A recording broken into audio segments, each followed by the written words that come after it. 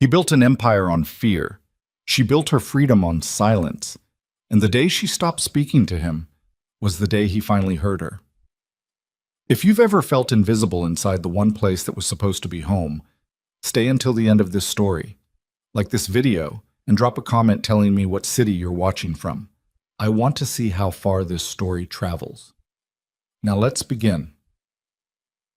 The first thing people noticed about Kale Dragunov was never his size, though the man was built like something carved from punishment. Wide shoulders, a jaw that looked like it had been set wrong after being broken at least once, hands too large and too still to belong to someone who hadn't used them on other people. No. The first thing people noticed was the quiet, the specific kind of quiet that moved with him, spread outward like cold air seeping under a door, and settled into the chest of whoever stood closest before they understood why they'd stopped breathing normally. He didn't shout. He didn't threaten. He simply existed in a way that made every other person in the room aware of how fragile their own existence was. Kale Dragunov was 41 years old, owned a shipping conglomerate that moved product through 6 port cities along the eastern seaboard, and had not appeared in a single court document in 19 years of operation, despite what 3 federal task forces and 2 investigative journalists believed they knew about him. The journalists had both relocated. The task forces had both been quietly defunded. The product kept moving. His wife had learned all of this not from him, but from the men who worked for him. From the way they went still when his car pulled into the driveway. From the way conversations cut off mid-sentence when his name entered a room. From the way even the most dangerous-looking of his associates lowered their eyes when he walked past them without acknowledgement. She had learned it the way you learn everything important in a house where the man who runs it never explains himself. Through observation, inference, and the slow accumulation of evidence that the person you married is not a person at all, but a force of nature wearing a suit. Vivian Mercer had been 27 when she married him. She was 29 now, and she had spent those 2 years becoming very, very good at disappearing. The house, calling it a house, was technically accurate. The way calling the Atlantic Ocean a body of water was technically accurate. Sat behind a 12-foot iron gate on 4 acres of landscaped property in a neighborhood where the other residents included a former Secretary of State and a pharmaceutical billionaire who hadn't been seen outside in 8 months. The interior ran to marble floors and high ceilings and the kind of silence that money buys when it wants to feel like dignity. There were 6 bedrooms, a wine cellar, a private gym, a library with books Vivian had actually read because she had nothing else to do with the hours, and a kitchen staffed by a rotating pair of chefs who arrived at 7 each morning and left by 9 each evening and never addressed her directly unless she initiated contact first. There were also, at any given time, between 4 and 8 armed men on the property. She had stopped counting after the first month. Kyle had 3 rules for her. Only 3, and he had delivered them on the night they returned from a wedding ceremony that had lasted 40 minutes and been attended by 7 people, none of whom Vivian had met before that day. The first rule, don't speak to me in public. The second rule, don't approach me unless I call you. The third rule, don't ask questions about my work. He had said them plainly, standing in the kitchen of this house she'd never seen before, still in his suit, pouring himself a glass of water like a man reviewing a business agenda. No cruelty in his voice. No apology either. Just the flat certainty of someone who had decided how things would be and saw no reason to negotiate. She had stared at him and thought, this is who I married. And then she had gone upstairs and lain on the bed in the master bedroom and stared at the ceiling and understood, with the particular clarity that comes only from the complete absence of alternatives, that she was going to have to find a way to live inside these rules, or she was going to lose her mind. She had chosen to live inside them. For 2 years, she had been the perfect invisible wife. She appeared at dinners when required, sat where she was placed, ate without complaint, smiled at the wives of his associates, tight, careful smiles that communicated nothing beyond a general willingness to be present. She wore the clothes that arrived in carefully packaged boxes without any note or explanation, because someone on his staff ordered them to fit her and charged them to an account she was allowed to use for personal expenses. And the clothes were always appropriate and always expensive and always chosen by someone who knew her size, but not her taste. She did not redecorate the house. She did not complain about the guards. She did not ask about the late-night phone calls or the weeks he spent traveling without telling her his destination or the conversations that stopped the moment she entered whatever room he was in. She read. She ran on the treadmill in the gym for 40 minutes every morning. She tended the small herb garden she'd started on the south-facing window ledge of the kitchen's secondary prep room because none of the chefs used it, and the light was good and she needed something living that she was responsible for keeping alive. She drove herself to a neighborhood market 3 times a week in a silver sedan that had a tracking device under the rear axle.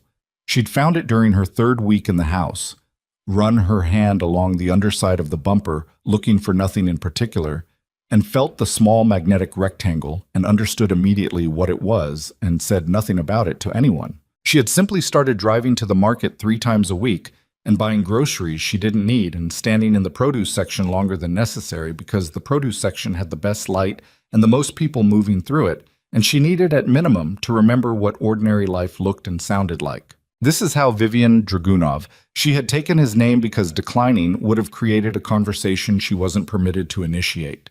Spent her days. Carefully. Quietly. With the precise, practiced efficiency of a woman who has learned to take up as little space as possible in a room that was technically hers. She had not cried since month 3. Not because things had gotten better, but because she had run out of the specific kind of hope that crying requires. The hope that someone will notice, that it means something, that the water on your face is evidence of a feeling that matters to another person. Kyle slept in the master bedroom 3 nights out of 7 when he was home, and those nights he slept on his side with his back to her, and she lay in the dark listening to him breathe, and felt something that wasn't love, and wasn't hate, but lived somewhere in the space between them, formless and patient and entirely without name. She was good at this, she told herself. She had become genuinely skilled at existing in his orbit without disturbing it. She believed this right up until the Tuesday afternoon in late October when she was standing outside Gallows Market on Delancey Street with 2 canvas bags full of vegetables she didn't need and a carton of eggs balanced on top of one of them, and the strap on the right bag chose that exact moment to give out. The bag hit the sidewalk. The eggs survived somehow. 3 bell peppers rolled toward the curb. A head of garlic separated from itself and sent cloves skittering in 4 different directions. Vivian stood there for approximately 1 second, bag still in hand, watching the garlic explode across the concrete, and felt a specific formless exhaustion that had nothing to do with groceries. "Hey, here, I got it." She looked up. The young man who was crouching down to collect her garlic cloves had the kind of face that hadn't finished deciding what it was going to be yet. Early 20s, angular jaw softened by genuine cheerfulness, flour dusted along his left forearm in a way that suggested he'd been in a hurry when he left wherever he'd come from.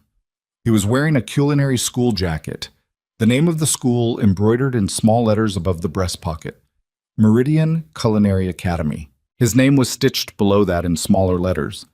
Noah. No last name, just Noah. He collected the garlic with the careful, quick efficiency of someone used to working with his hands without thinking about it, tucked it back into the bag he'd picked up from the sidewalk, checked the eggs with a brief, practiced assessment, and handed the whole arrangement back to her with a grin that had absolutely nothing calculated about it. "Garlic's fine," he said. "Eggs are a miracle, honestly." Vivian blinked. When had someone last spoken to her like that? Not like the boss's wife, not like something to be handled with appropriate caution, but just like a person who had dropped her groceries and needed someone to notice. "Thank you," she said, and was surprised to hear her own voice sound almost normal. "You heading far? I can carry one of those. I'm going that direction anyway." He nodded vaguely up the street, in a direction that could mean anything. She should have said no. She understood that clearly. She should have said no thank you and walked to the car and driven home, and that should have been the end of it. The tracking device would record that she'd stopped outside the market for 6 minutes longer than usual, and that would be that. Instead, she said, "Just 2 blocks." He took the heavier bag without making it a thing, fell into step beside her, and asked whether she'd cooked with black garlic before because he'd just started experimenting with it in fermentation, and the flavor profile was genuinely extraordinary. And she hadn't, and she told him she hadn't, and they talked about garlic for 2 city blocks in the pale October light, and she laughed twice, actually laughed, the kind that happens before you can stop it. And when they reached the corner where she needed to turn, he handed her the bag back and said it was nice to meet her, and she realized she hadn't told him her name, and he hadn't asked, and somehow, That was the most respectful thing anyone had done for her in 2 years. She watched him walk away. She stood on the corner for a moment she couldn't afford and breathed the cold air and felt, somewhere in her chest, the ghost of something she'd thought was dead. She didn't know that across the street, on the second floor of a parking structure, a black SUV with tinted windows had been idling for 11 minutes. She didn't know that the man inside it had watched every second of the exchange. She didn't know that Kyle Dragunov, who had come to this neighborhood for a meeting that had ended early, had seen his wife laugh for the first time in 2 years, and that the laugh had not been directed at him. She didn't see his expression, so she couldn't have known what it looked like. But if she had, she might have recognized it. It was the same expression he wore right before he made a decision that couldn't be undone. Wait, the next morning the herb garden had 2 new seedlings in it. Vivian had bought them at the market, rosemary and thyme, nothing extravagant, and transplanted them into the window ledge planter after dinner the night before. And now she stood in the prep kitchen in the early morning before the chefs arrived and drank her coffee and looked at them and thought about garlic and black fermentation and the specific uncalculated quality of a grin on a face that didn't know who she was. She thought about that grin more than she should have. She had a name now. He'd introduced himself properly at the corner, Noah Carlyle, and mentioned the cafe where he worked part-time while finishing his culinary program, a place on Holt Street called Bramble that she had passed probably 30 times without going inside. She had no reason to go inside. She had no reason to seek out a stranger who'd helped with groceries. She went inside on Thursday. Bramble was the kind of cafe that existed in cities before they become too expensive for places like it to survive. Mismatched chairs, exposed brick, the smell of actual espresso rather than the performance of espresso, a small chalkboard menu in handwriting that had clearly been written by someone who cared more about legibility than aesthetics. Noah was behind the counter, not grinning this time, because he was focused on something at the espresso machine, and he glanced up when she came in, and the focus broke into recognition, and then that grin came back like it had just been waiting. "Black garlic lady," he said. "Vivian," she said, because apparently that was acceptable information to share. "Noah." He already knew she knew. "What can I get you?" She ordered a flat white and sat at the small table by the window, and when the morning rush slowed, he came and sat across from her for 10 minutes, and they talked about the cafe and his program and the difference between French technique and what he called cooking like your grandmother actually ate. And she told him she'd grown up eating her grandmother's cooking, and it had been extraordinary and completely without refinement, and he said that was exactly what he was trying to learn how to do on purpose. She stayed 40 minutes. She came back on Saturday. She came back on the following Tuesday. By the 3rd visit, she told him about the herb garden.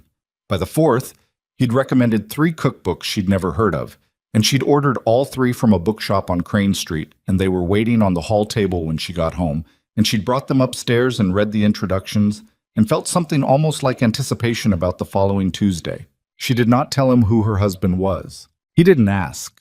He seemed to operate on the principle that people's lives outside the cafe were their own business, which was either genuine respect for privacy or incuriosity, and either way she was grateful for it. He was 23, finishing a 2-year program, dreaming about a small restaurant of his own eventually, and talking to her the way people talk when they aren't afraid of you, which she had forgotten was how people used to talk to her before she'd become an extension of a man the city was afraid of. He asked her once, offhandedly, what she did. She said she managed a household. He nodded like that was a complete answer and went back to talking about the difference between rendering duck fat properly and rushing it. She drove home from these visits with the windows cracked even in the cold, needing the air on her face, needing the particular sensation of being a person moving through the world rather than an object being preserved inside it. She did not examine this too closely. She understood herself well enough to know that what she was doing was not romantic, not dangerous, not betrayal. It was oxygen. It was the bare minimum of human contact that kept the part of her that was still genuinely herself from going dark permanently. She was not naive enough to think Kyle didn't know. The tracking device under the car was still there. She checked periodically. She drove to Bramble on Tuesdays and Thursdays and parked 2 blocks away and walked, partly because she enjoyed the walk and partly because she understood that some things were better left without precise coordinates. And she told herself the distinction was meaningless. If someone was watching, they were watching, But she kept doing it anyway because the walk was hers, and belonging to herself in small ways had become a form of survival. She was right that Kyle knew. She was wrong about how much. He had her followed. Not by the obvious men in the obvious SUVs. Those were for deterrence, for visibility, for sending a message that the boss's wife moved under the boss's protection, and anyone who interfered with that fact was making a choice with permanent consequences. No, the man who followed Vivian into Bramble and sat at the corner table with a newspaper and an Americano was someone she'd never seen before and would never see again, and he filed reports with a single point of contact who compiled them into a document that landed on Kyle's desk every Thursday evening. Kyle read them, all of them, every line. He read that she ordered a flat white, that she sat by the window, that she talked to the culinary student for between 10 and 40 minutes, depending on how busy the cafe was, that their conversations were entirely public, entirely mundane, and had never once escalated beyond the kind of exchange that two people have when they are genuinely just talking. He read that she laughed in the cafe with a regularity that the man writing the report noted in a clinical, neutral tone that nonetheless managed to communicate surprise. Dragunov's wife, who appeared at functions with the composed stillness of someone used to not being addressed, laughed easily in this cafe, often, at small things that weren't particularly funny. He read this report every Thursday evening. He said nothing. He did not increase her security. He did not restrict her movements. He did not... And this was the thing that his most senior associate, a Ukrainian man named Borisov, who had been with him for 14 years and had developed a finely calibrated sense of when Kyle was about to make a decision that would require cleanup. He did not do the obvious thing, which would have been to simply remove the culinary student from the equation before the situation developed any further weight. Borisov noticed this in action and understood it the way you understand a crack in a dam. Not as evidence that the dam is fine, but as evidence that pressure is building somewhere you can't see yet. He watched and waited. The charity gala was announced 3 weeks into Vivian's Tuesday-Thursday arrangement with Bramble and with Noah Carlyle's uncomplicated company. It was an annual event, the Meridian Foundation Showcase Dinner, 500 guests, the kind of attendance that was functionally mandatory for anyone operating at KL's level of the city's invisible hierarchy. Black tie. The Grand Aldermere Hotel. 8 p.m. Vivian received the information the same way she received all schedule information.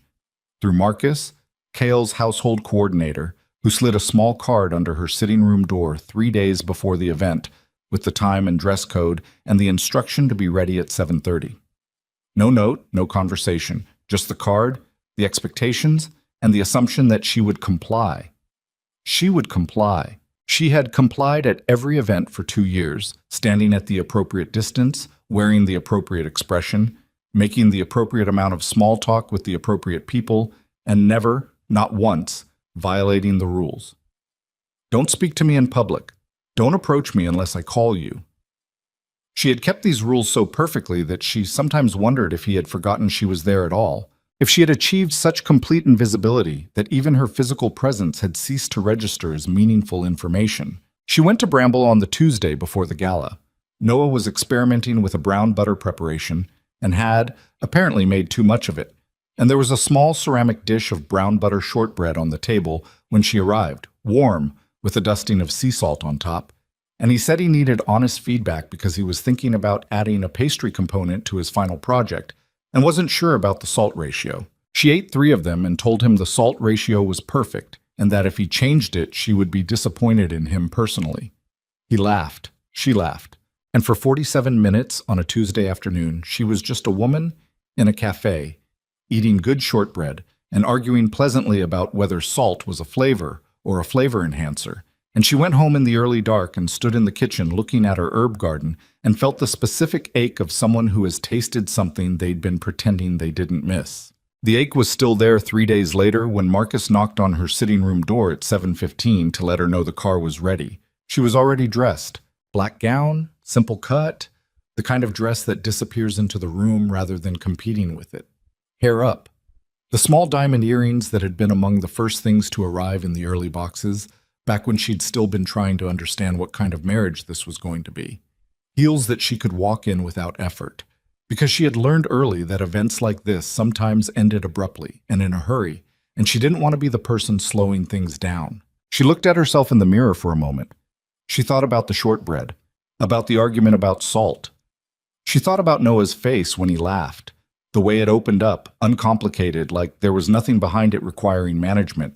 She thought about Kael's face, which she had been studying for 2 years and still could not read with any certainty. A face that communicated almost nothing and yet somehow managed to fill every room it entered with meaning. She went downstairs. The Grand Aldermere was exactly what it always was. A monument to the city's understanding of itself as a place where power dressed up and made nice for an evening before going back to the business of being power. The atrium ceiling ran 40 feet above the ballroom floor. The lighting was designed to flatter everyone and reveal nothing. The music was a live string quartet playing at a volume calibrated to allow conversation without quite allowing intimacy. Vivian knew this room the way she knew all the rooms she'd been required to occupy for 2 years, by the exits, by the acoustics, by which corners offered enough distance from the main clusters of guests to allow for a kind of managed invisibility. She was good at this room. She worked it the way she'd learned to work all of them, nodding to the faces she recognized, accepting a glass of champagne she wouldn't drink, exchanging enough pleasantries with the wives of Kael's business associates to satisfy the requirements of her role without creating anything that might be described as genuine connection. She watched Kael from across the room. He was with a cluster of men she didn't know, all of them in dark suits, all of them oriented toward him the way iron filings orient toward a magnet, and she maintained the appropriate distance and did not speak to him or approach him and watched the evening tick forward through its predictable stages. The dinner was served. She sat at the appropriate table. She ate what was placed in front of her and talked to the woman on her left, the wife of a shipping industry attorney, about nothing in particular. And the woman was pleasant enough in the carefully and curious way that most people in this world were pleasant. They knew better than to ask Vivian questions that might reveal how little she knew about her own husband's affairs. So they talked about the food and the decor and the charity's admirable work, and nothing that required honesty from either of them. The after-dinner portion of the evening began.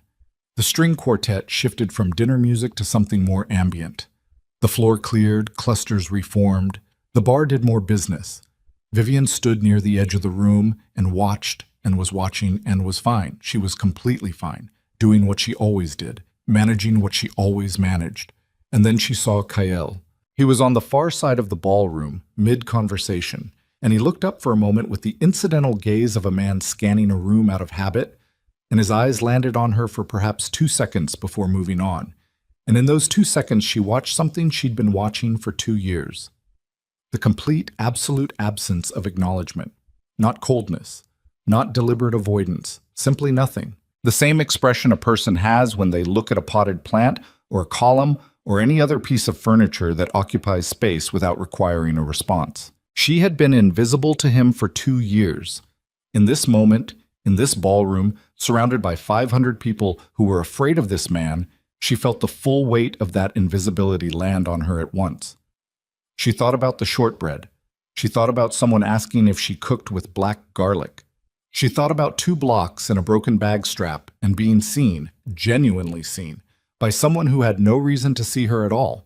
And before she had fully decided to do it, before the careful, practiced, rule-following part of her had time to engage, she was moving across the ballroom floor. Not fast, not dramatically, just the direct, purposeful movement of a woman who has decided to close a distance. She kept her eyes on him. She could see the moment he registered her approach. A slight tension in his shoulders, nothing more, but she had learned to read him in fractions. She reached him. She touched his arm, gently, the lightest possible contact, the way you touch someone when you want to indicate that you are speaking to them specifically and not the room. "Kael," she said, and then, "Could we talk for a minute?" The music didn't stop, but it felt like it did because the 4 or 5 people closest to them went quiet with the specific quality of people who understand they are witnessing something consequential.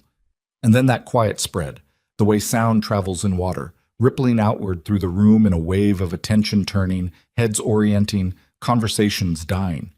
Kael looked at her. She had expected coldness. She had expected the flat managerial dismissal that he used on people who had misunderstood their function.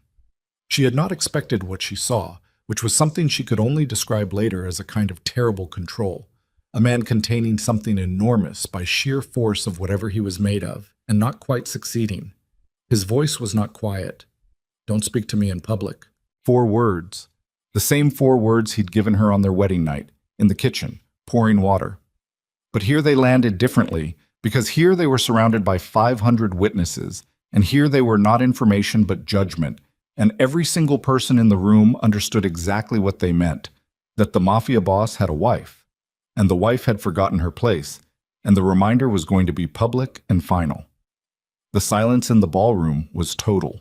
Vivienne stood completely still. She looked at him for a long moment, long enough that the room held its breath, long enough that she could see something shift almost imperceptibly in his face. Not regret, nothing so human as regret, but something adjacent to it, something that knew it had gone too far, even as it couldn't stop itself. Then she smiled. It was not a small smile or an embarrassed smile, or the careful, managed smile she used at his events. It was something else, full, deliberate, and aimed precisely at him like the world's quietest weapon. And then she turned, and she walked away, and she did not look back, not once, not even when she felt the weight of his gaze following her all the way across the ballroom floor and through the door and out into the cool, dark air of the night. In the car on the way home, she sat in the back seat and looked out the window at the city lights and felt something clarifying inside her chest. Not anger, not humiliation, though humiliation was certainly there. Something cleaner and more dangerous than either of those. She had been invisible for 2 years. She had spoken 4 words in public, and he had told her in front of 500 people that her voice had no place in his world. Fine. She understood rules. She would follow this one so precisely, so completely, so perfectly that he would spend the rest of his life understanding exactly what he had asked for. From this night forward, she would never speak to him in public again. Not once. Not ever. But she would speak to everyone else. She arrived home and went upstairs and sat on the edge of the bed in the dark bedroom and felt the cold air from the cracked window on her face and thought about all the people in that ballroom she hadn't spoken to, the waitstaff moving through with trays, the coat check attendant who'd smiled at her when she arrived, the woman playing second violin in the quartet who'd had a run in her stocking and probably didn't know it. Tomorrow, she was going to Bramble. She was going to eat brown butter shortbread and argue about salt and laugh until it was real. And Kyle Dragunov, who had spent 14 years building a world where no one ignored him, was about to discover that there is exactly one thing more disorienting than being feared, being invisible to the one person whose attention you want. The car pulled into the driveway. The gates closed behind it. Inside the Grand Aldermere, the string quartet was still playing. And somewhere in the back of his throat, for the first time in years, Kyle Dragunov felt something he almost didn't recognize, the first cold edge of want. The morning after the gala, Kyle came home at 4:15 a.m. Vivienne knew the exact time because she had not slept. She had lain in the dark with her eyes open and listened to the house the way you listen to a body, for irregularities, for the sounds that don't belong. And when she heard the front door, then the measured weight of his footsteps crossing the marble foyer, then the particular silence of a man standing outside a bedroom door and not opening it, she breathed very slowly and did not move. He stood outside the door for perhaps 30 seconds. Then he went down the hall to his study. She listened to the study door close and stared at the ceiling and felt nothing she could name cleanly. There was anger in there somewhere, compressed into something too dense to move. There was also something that might have been grief if she'd been willing to look at it directly, which she wasn't, because grief required believing something had been lost, and she was no longer certain anything had ever been there to lose. She got up at 6, made her own coffee in the prep kitchen because the chefs didn't arrive until 7, and she preferred the hour before them anyway. The house was quietest then, the guards outside doing their rotations in the pale early light, the whole property suspended in a temporary stillness that felt, if she didn't think about it too hard, almost like solitude rather than captivity. She drank her coffee standing at the window above the herb garden. The rosemary had put out new growth overnight.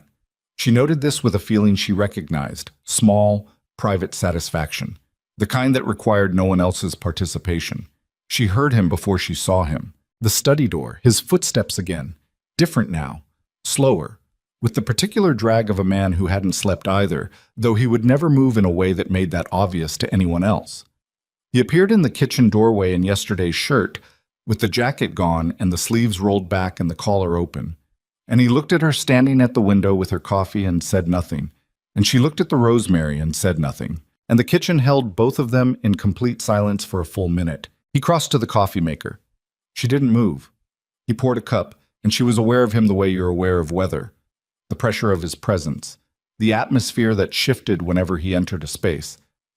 And she looked at the herb garden and thought about shortbread and said absolutely nothing. He stood 6 feet away from her and drank his coffee. She drank hers.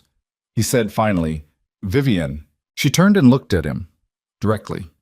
Without flinching, without the careful, managed blankness she'd been wearing for 2 years, just looked at him the way a person looks at another person when they have run out of the energy required to perform anything other than honesty.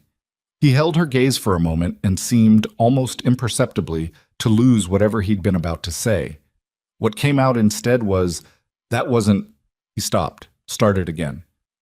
"Last night shouldn't have—" "We're not in public," she said. He blinked. "You said don't speak to you in public," she said. "We're in the kitchen. I'm speaking. Just wanted to clarify the rules are still applicable." Something moved across his face. Not quite recognition. Something harder and more reluctant. "I have a meeting at 8, he said. "I know," she said. "Marcus put it on the household calendar." She turned back to the window. After a moment, she heard him set his cup down on the counter. Clean, precise. The sound of a man who controls everything, including the way he sets down a coffee cup. And then his footsteps moving away, back down the hall. And then she was alone again with the rosemary and the gray morning light and the particular texture of a conversation that had contained nothing and somehow said everything. She went to Bramble at 10. Noah was restocking the pastry case when she pushed through the door, and he straightened up and registered her expression and said nothing about it, which was exactly right. He made her a flat white without asking. He brought it to the table by the window. He sat down across from her and said, "Brown butter shortbread is officially on the final project menu, by the way. You can take partial credit." She almost laughed. "You're giving me credit for eating 3 of them? Quality control is an underrated skill." This time she did laugh. It was shorter than usual and arrived with a slight burning quality at the back of her throat, but it was real, and she felt it move through her the way warmth moves through something that's been cold for too long. Almost uncomfortable, the sensation of thawing. They talked for an hour.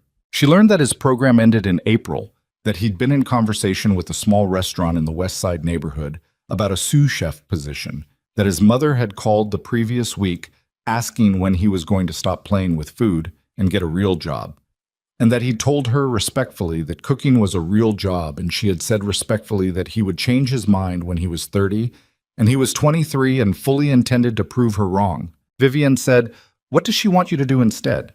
He said, "Something with a pension." She said, "Respectable." He said, "Boring." She said, "Those are sometimes the same thing." He gave her a look, considering, not unkind. "You don't really believe that." She thought about it. "No," she admitted. "I don't." He nodded like that confirmed something he'd suspected. She went home at noon. She made a lunch she ate alone. She read for 2 hours. She ran on the treadmill. She tended the herbs. She existed, with the practiced quiet she'd spent 2 years perfecting, inside a house that felt different than it had the day before. Not worse exactly, but more honest. The way a room feels after someone finally says the thing that's been sitting in the middle of it for years. Kyle didn't come home that night. He didn't come home the next night either. On the 3rd day, Borisov called. Not Kyle. Borisov. Using the household line at 11 in the morning, which he had never done before in 2 years. Vivian answered with the flat, neutral voice she kept for unknown numbers. "Yes, Mrs. Dragunov." Borisov's English was precise and slightly formal in the way of someone who had learned it as an adult and took the precision seriously.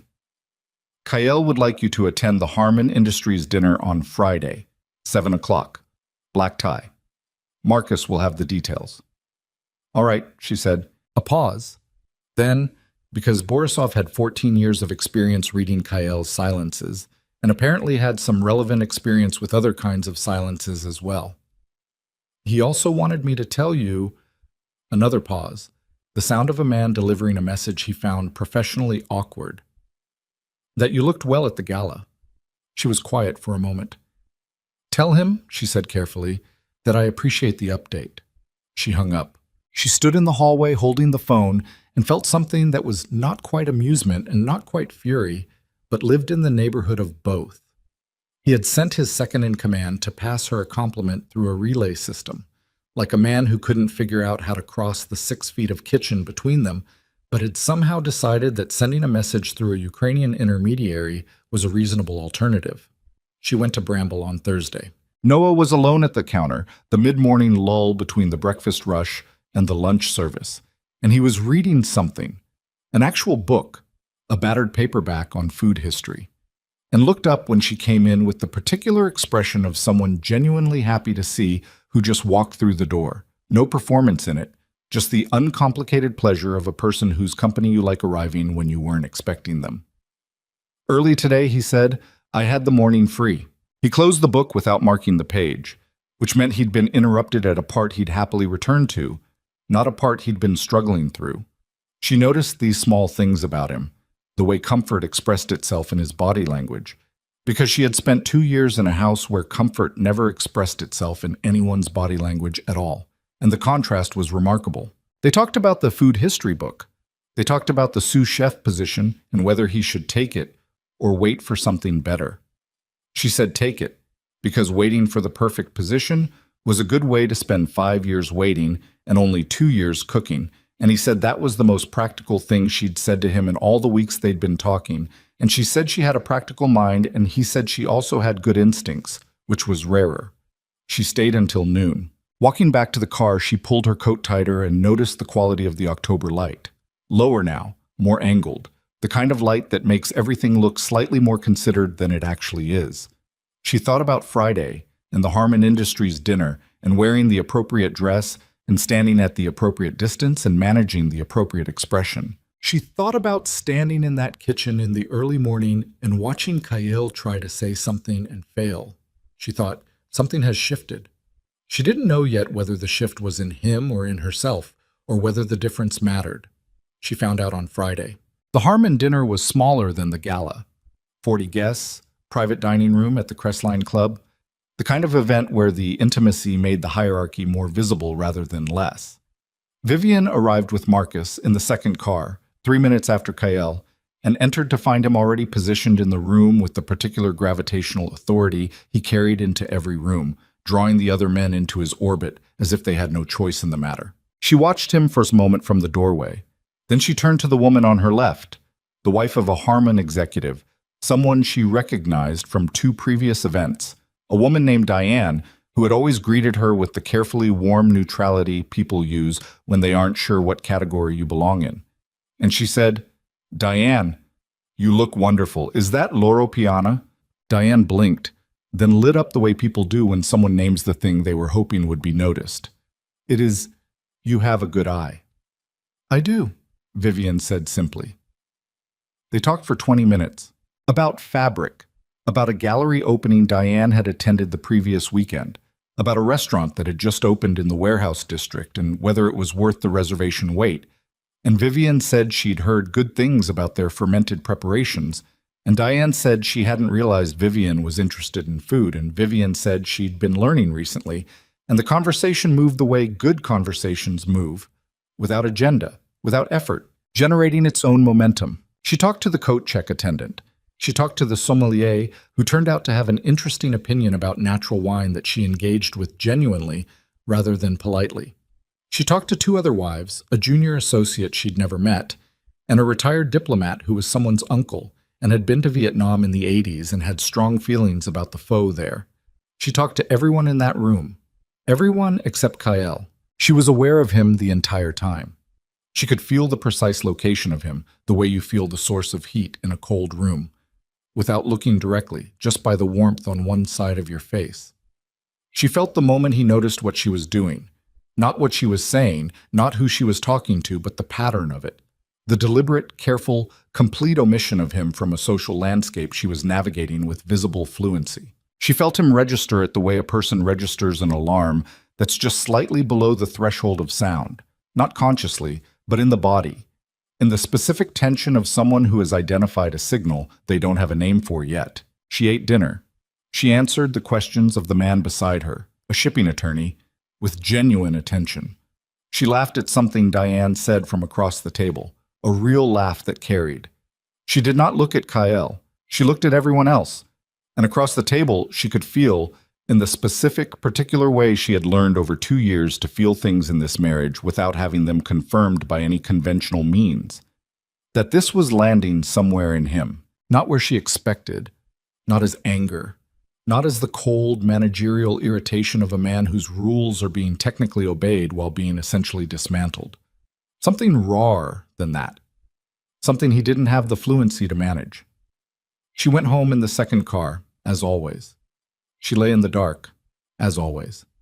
He didn't come to the bedroom, as was increasingly his custom, but at 2 a.m. she heard his footsteps stop outside the door, and this time they stayed for longer than 30 seconds. She counted. She got to 90 before they moved away. She lay in the dark and breathed and felt the number settle into her chest like a stone dropping into still water. 90 seconds. Something was building. She didn't know yet how fast. On Monday, she went to Bramble. Noah had a new experiment, a brown butter cake with a salted caramel interior, and he needed, he said with considerable seriousness, an honest assessment because his instructor had told him it was technically correct, and he was worried technically correct meant not actually good. She tasted it. It was extraordinary. She told him so in specific terms. The balance between the salt and the caramel, the texture of the crumb, the way the brown butter came through in the finish rather than the front of the flavor. He looked at her across the table. "You've gotten better at this," he said. "I've been paying attention." "To what?" "To what I actually think," she said, "instead of what I'm supposed to think." He considered that. "Is there usually a difference?" She looked out the window at the street. A couple walked past, arguing about something, close enough to be heated, close enough to be intimate. "Sometimes," she said, "sometimes there's a significant difference." He nodded slowly, and then, "Is everything okay with you? You don't have to tell me anything. You seem like you're carrying something this week." She looked back at him. She thought about what to say. She thought about the rules, about the kitchen at 6 a.m, about Borisov calling to relay a compliment through 2 degrees of separation, about the footsteps outside the door, and the 90 seconds. "I'm fine," she said, "just figuring some things out." He accepted this with the same uncomplicated grace he accepted everything, without interrogation, without performance, as simply a piece of information that she had chosen to share, and that he would hold without making anything heavy out of it. "Fair enough," he said. "More cake?" She said yes. She stayed for an hour and 20 minutes. It was the longest she had stayed since the visits began, and she didn't notice the time until she looked up and realized the afternoon light had shifted and she needed to get back.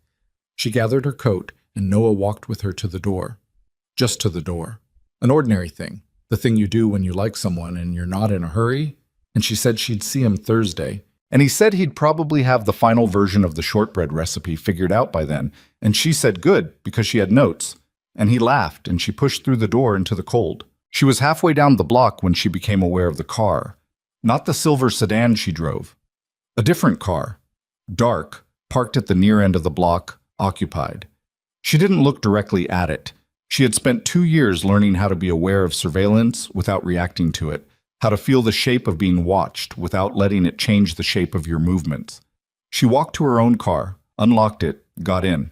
She sat for a moment before starting the engine. The dark car didn't move. She drove home. At dinner that night, Cale was home, seated at the far end of the long dining table while she sat at the other, a geography that had always communicated distance more accurately than any conversation could. She noticed that he looked at her 3 times during the meal.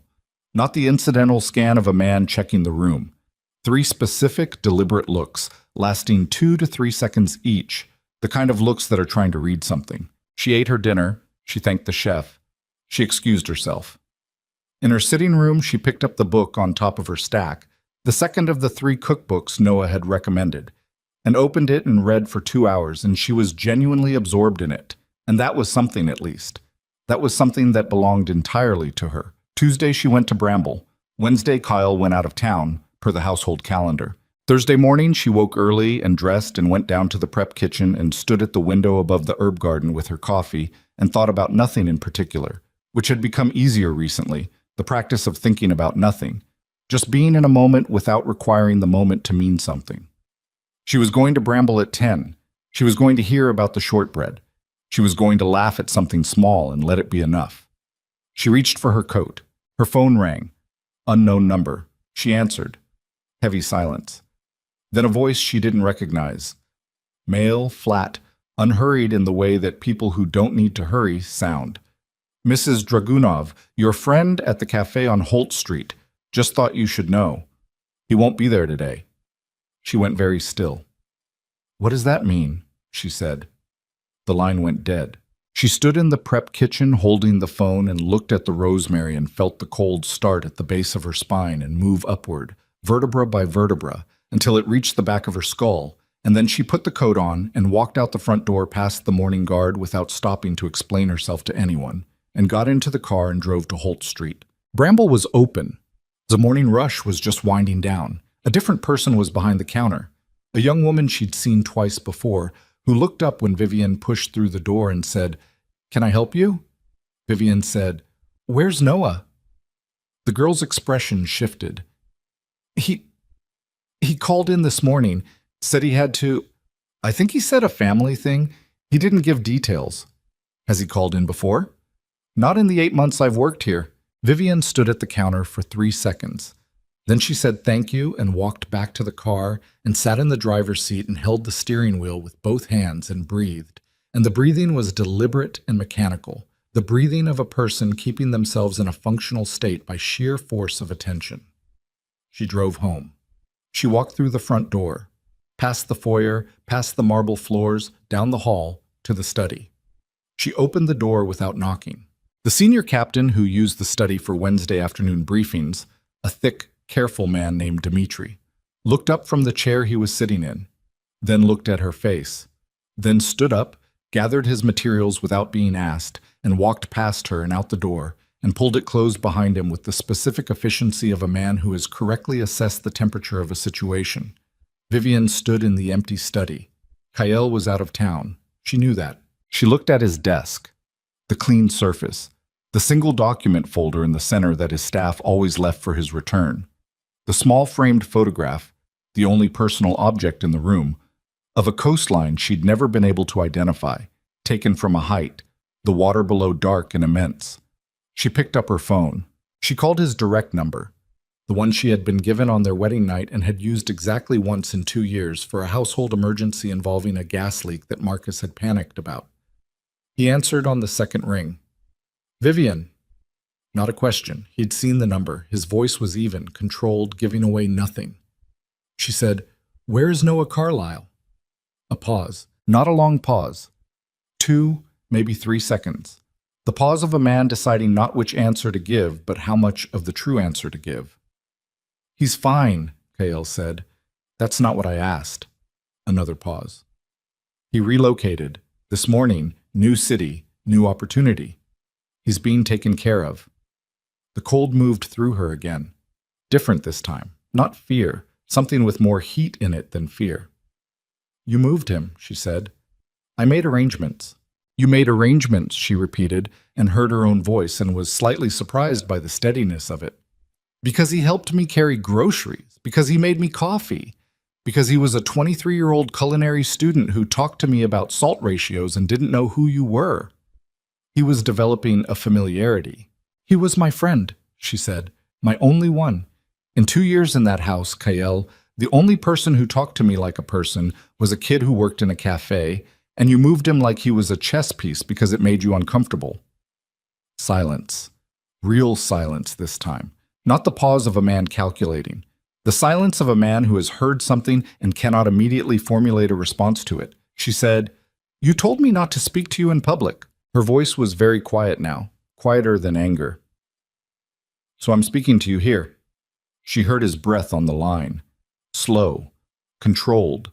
The breath of a man who has survived 19 years of a dangerous business by keeping that breath exactly that even, always, and who was, she could hear it, in the precise and practiced way she had learned to hear everything about him, working harder at it than usual. Come home, he said. We can... I am home, she said. I'm standing in your study. Come back from wherever you are and tell me to my face that you had the right to do that. Tell me that to my face, and I'll listen to whatever you want to say after. The line was quiet for a moment. Then he said, I'll be back tonight. She hung up.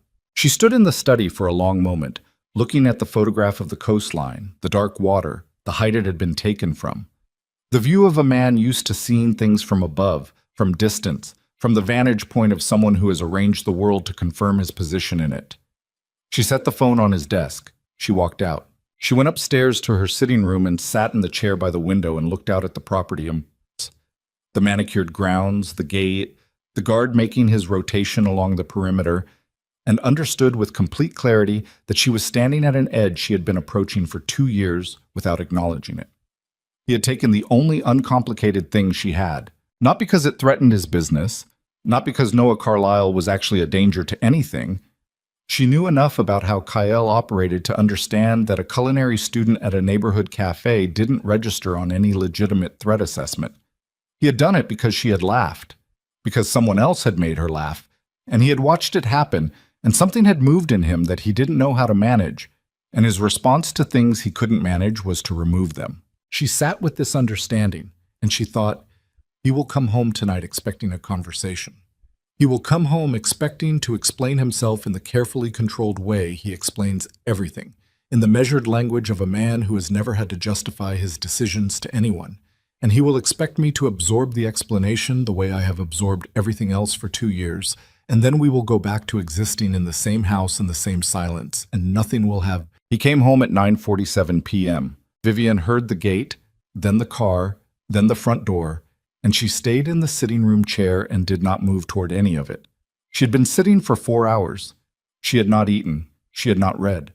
She had sat in the chair by the window and watched the property go from late afternoon gray to full dark, and let the hours pass without doing anything to fill them, because she was done filling hours with managed quiet. She was done performing patience she didn't have for a situation she hadn't chosen. She heard his footsteps on the stairs. He knocked. She had never heard him knock on this door before. In 2 years he had opened it, or not opened it, according to his own schedule, his own requirements, with the unconscious authority of a man who understands all space as ultimately his. The knock landed in the room like something foreign. Come in, she said. He opened the door and stood in the frame and looked at her across the sitting room. He still had his coat on. He had come straight up, not to his study, not to the kitchen, straight up, which told her something she filed away without examining yet. He looked like a man who had spent the drive home deciding what to say and had not finished deciding. She waited. I found him a position, Cale said. A real one. Culinary program, full sponsorship, in Portland. The restaurant is good. It's a serious placement. He didn't lose anything. You didn't give him a choice. It was better for him. You didn't give him a choice, she said again. The same words, the same tone, not louder. Just repeated until they occupied the full space of the sentence. He held her gaze. His jaw was set in the particular way it got when he was managing something. He was becoming a complication. He was 23 years old, and he talked to me about food. Her voice was still quiet. She had made a decision somewhere in those 4 hours that she was not going to shout. Shouting would give him something to manage, a volume level, an emotional state, a problem with a shape he knew how to handle. She was going to speak to him in the register of someone who has moved past the part where they're still trying to be understood and into the part where they've simply decided. That's the complication. Someone talked to me about food. Something crossed his face. Not guilt. She didn't think he operated in guilt exactly, more like the functional equivalent, the recognition that a calculation had produced a wrong result. I saw the reports. I know you saw the reports. Every week, every visit, every laugh, she said. He stopped. That's what the report said, isn't it? She tilted her head slightly, watching him. That she laughed. That she laughed easily and often at small things. That she looked different in that cafe than she looked everywhere else. She paused. You read that and you sent someone to move him across the country. Kael said nothing. I want you to hear yourself, she said. I want you to stand in this room and hear what you just told me. That you mobilized whatever machinery you have, the men, the money, the arrangements, because your wife was laughing too much at a cafe. That's not... He stopped, started again. It was more than that. What was it then? Tell me, specifically. He crossed his arms. The coat was still on. He looked, for the first time she could remember, slightly too large for the room. Not physically, but in the way of someone who has brought an energy into a space that the space wasn't built for. He was there every time you went. You were there for over an hour. You came back twice a week. You told him things. About cooking. About yourself. She was quiet for a moment. I told him I had a herb garden. I told him I grew up eating my grandmother's food. I told him a culinary student should take a job offer rather than wait for something perfect. She let that sit. Those are the things I told him, in a cafe, in public, while your man sat in the corner with a newspaper. A beat. You knew about that, he said. I knew about that the second week. Something shifted in his face. Not quite surprise, but the recalibration of a man who had believed he had more information than the other person in the room and has just discovered the margin was smaller than he thought. I also know about the device under the car, she said. I've known since month 3. The silence that followed was different from the silences she was used to with him. Those were controlled silences, managed pauses in which he was deciding the shape of his next move. This was something that had lost its management temporarily, something exposed briefly before he pulled it back. Why didn't you say anything? She almost smiled, almost. You told me not to speak to you unless you called me. I was following the rules. He looked at her for a long moment. Take your coat off, she said. Or don't. But I need you to understand something before this conversation goes any further. He didn't take the coat off, but he moved into the room. 1 step, then 2, and stopped at the edge of the sitting area, and that was enough. That was him acknowledging that he was participating in this rather than adjudicating it. She said, I have been in this house for 2 years. I have followed every rule. I have been invisible at every event. I have not embarrassed you. I have not interfered with your business. I have not asked questions you didn't want asked. I managed the one time I violated a rule, at the gala, and I understood the consequences and I adjusted. She paused. I found one thing, Kael.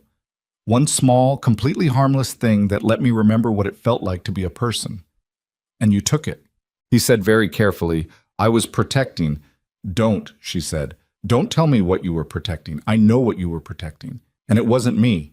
The word landed. She watched it land. He stood absolutely still with the coat still on and his arms at his sides now, no longer crossed. And she watched his face do the thing it occasionally did when she'd managed to say something that got through the outer layer, a slight contraction around the eyes. A tightening that wasn't anger and wasn't dismissal, but was something that lived deeper in him than either. She stood up. She crossed to the small writing desk in the corner of the room where she'd placed it earlier, where she'd placed it 4 hours ago, when she'd come upstairs and understood with clarity what she needed to do. And she picked up the ring. Simple platinum band chosen by whoever chose these things, worn for 2 years without ceremony.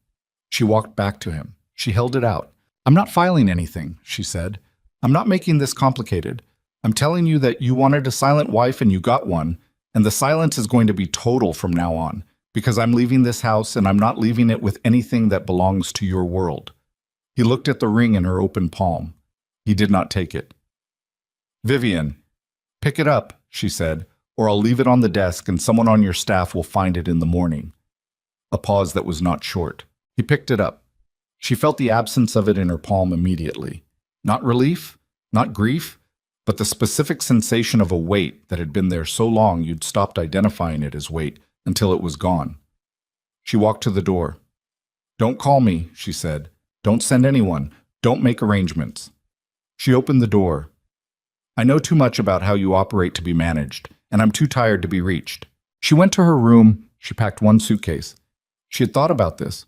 What to take, what to leave, what constituted hers, and what constituted the inventory of a house she'd been occupying on someone else's terms. She took clothing, Her books, the small box of personal items she'd brought from her previous life, which had been modest, and her journal, which she'd started in month 5 when she'd run out of other ways to exist. She left the jewelry, all of it, including the earrings she'd actually liked. She left the cookbooks, all 3, on the kitchen counter because they didn't belong in whatever came next and she didn't want to carry them. She left at 11:20 p.m. The night guard opened the gate without comment. He'd received some instruction, she understood.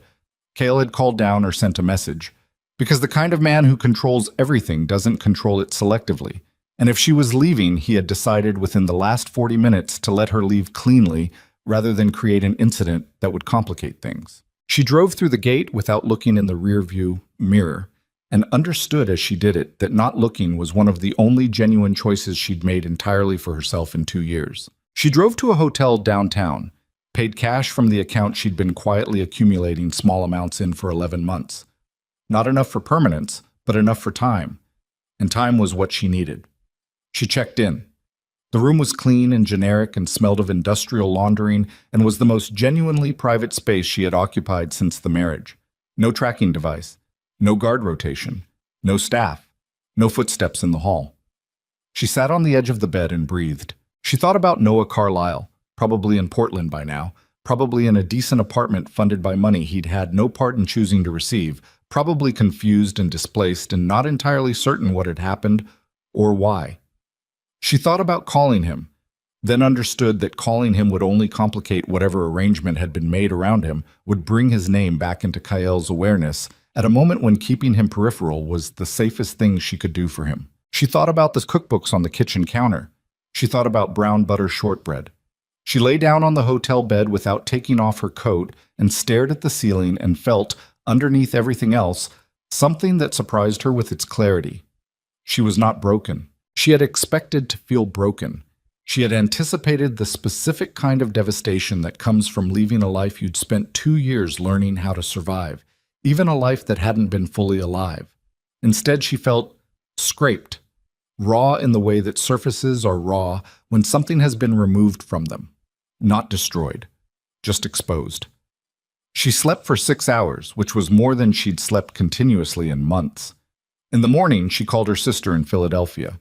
The call lasted 40 minutes and covered, in this order, the fact of the separation, the fact that Vivian was physically safe, the fact that she needed somewhere to stay for an indefinite period, and the fact that her sister, Elena, 3 years older, the kind of woman who expresses love primarily through the logistical arrangement of solutions, had a spare room and a fierce territorial instinct about people she loved, and was going to need until noon to figure out the practical details. Vivian said that was fine.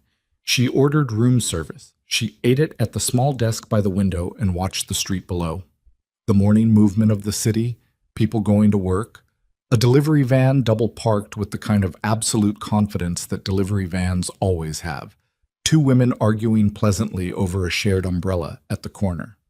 The ordinary world, ongoing, not waiting for her, but not closed to her either.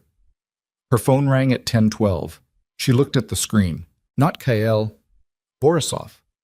She let it ring 4 times, then answered, Mrs. Dragunov, the formal precision, the careful English. I'm calling to let you know that Kael has arranged for your personal security to remain active for the next 30 days, regardless of your location. This is not surveillance. The detail will be invisible unless needed. You are not required to acknowledge it or respond to it. She was quiet for a moment. That sounds a lot like surveillance. It is a distinction he felt was important to make. What else? A pause. He asked me to tell you, and I'm going to quote him because the exact wording is his, not mine, that he was wrong about the cafe. She held the phone and looked at the street. That's all? She said. That's what he said. He sent you to relay 4 words. He's not... Borisov paused, and she heard something in that pause that might have been the very careful expression of a man who has watched someone he respects do something stupid and is professionally prohibited from saying so. He's not practiced at this kind of communication. No, she agreed. He isn't. She hung up. She sat with the phone in her hand and thought about 4 words relayed through an intermediary. About a man who could run a criminal empire across 6 cities and could not find the mechanism to say I was wrong directly to the person he'd wronged. about the gap between those two things, and what lived in that gap and whether anything could cross it. She thought about this for a long time. She flew to Philadelphia the following morning. Elena's apartment was small and aggressively lived in. Books on every surface.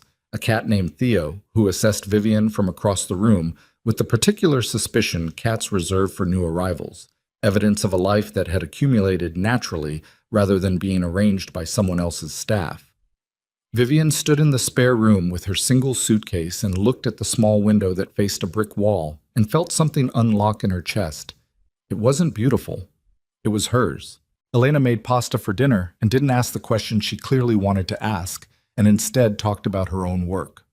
She was a landscape architect, always mid-project, currently arguing with a municipal parks department about the appropriate root depth for urban elm trees.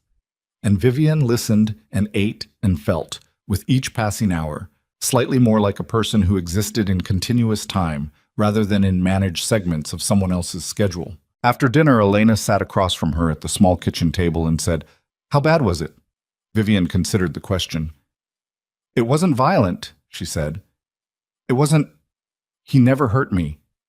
Not the way that word means. But I was invisible for 2 years inside a house with 6 bedrooms and 8 guards, and I forgot what my own laugh sounded like until a stranger reminded me." Elena looked at her for a moment. "Do you love him?" The question sat in the room. Vivian turned her coffee cup in her hands. The honest answer was complicated in a way that made her suspect it was still honest. She didn't know what she felt about Kyle Dragunov, had perhaps never known, had married him in circumstances that hadn't left much room for the kind of knowing that love requires, and had spent 2 years developing, not love, but something, an intimacy of proximity, an understanding of a person that came from watching them closely for a long time, in the way that captivity produces its own specific knowledge of the thing that holds you. She knew his footstep patterns. She knew the sound of his specific silence versus his controlled silence. She knew that he'd stood outside her door for 90 seconds in the dark. "I don't know," she said. Elena nodded like this was sufficient and made more coffee. 3 days passed. Vivian helped with the municipal parks project. She had opinions about urban elm trees, it turned out. Or rather, she had the capacity to have opinions about things now that she wasn't managing her opinion output for public safety reasons. And slept well, and ate Elena's cooking, and ran in the mornings in a neighborhood that didn't know who she was. On the 4th day, her phone rang. Not Borisov, Kyle. She looked at the screen for 3 full rings. She answered. "I know where you are," he said. No preamble, no hello.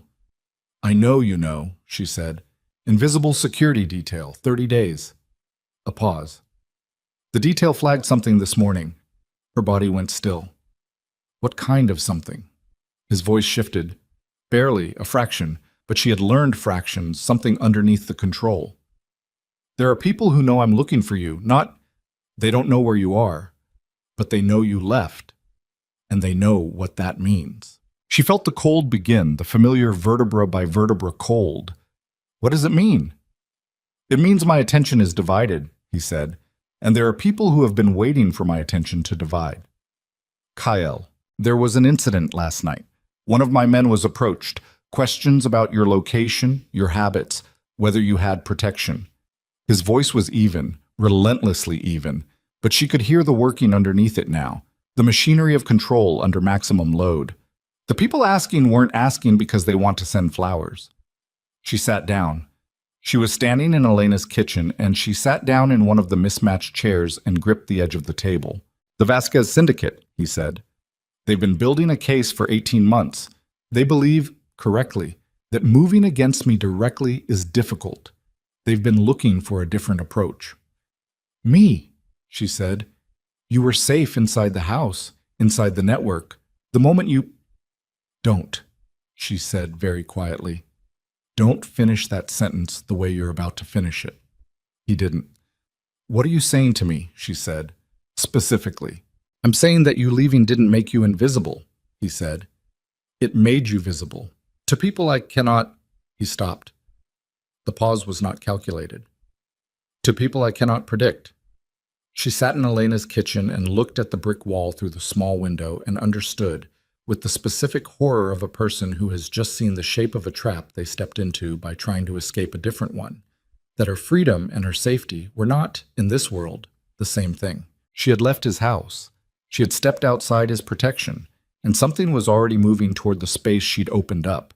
Not because she mattered to them, not because she was the target, but because she was the gap in Kyle Dragunov's attention, and gaps were what men like the Vasquez syndicate spent 18 months waiting for.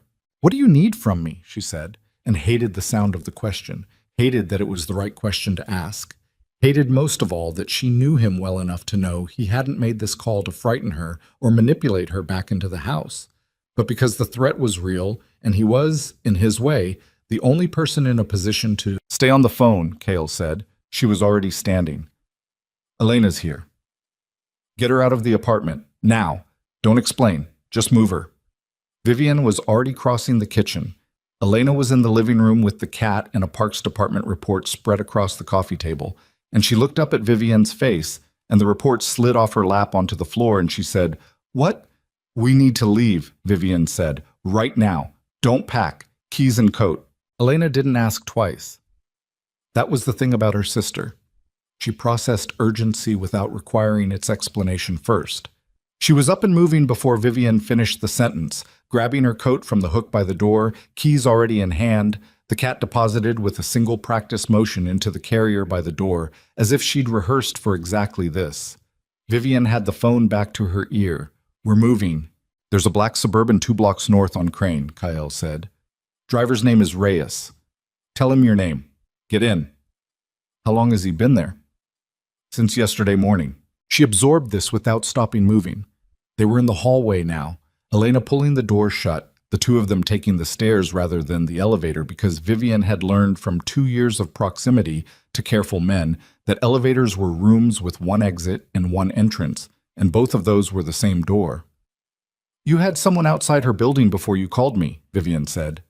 "Yes." "You knew yesterday." "I was managing the information I needed to verify before—" "Kyle." She pushed through the ground floor door into the pale morning air. The street was ordinary. A woman walking a dog. A man with coffee. The Suburban was exactly where he said, dark and still, and the driver's window came down as she approached. "Reyes?" "Mrs. Dragunov." The man was compact, maybe 40, with the particular quality of stillness that she had learned to associate with people who had been trained to be dangerous. "Please get in." She turned to Elena, who was holding the cat carrier and looking at the Suburban with the expression of a landscape architect who has been asked to process several things simultaneously that her professional training did not cover. "I'll explain everything," Vivian said. "You'd better," Elena said, and got in. The Suburban moved immediately, pulling into traffic with the unhurried authority of a vehicle whose driver understood that urgency and speed were not the same thing. Reyes said nothing. The cat said nothing either, which was more than Vivian had expected from Theo. She put the phone back to her ear. "We're in the car." "Good." Something in his voice had shifted into the register she recognized from the rare moments she'd seen him actually working, stripped of the social layer, operating at functional temperature, all the energy directed at the problem. "The festival downtown. Meridian Square. There's an event today. Starts at noon. My information says the Vasquez people intend to use the crowd." "Why the festival?" "Because I'll be there. There's a meeting.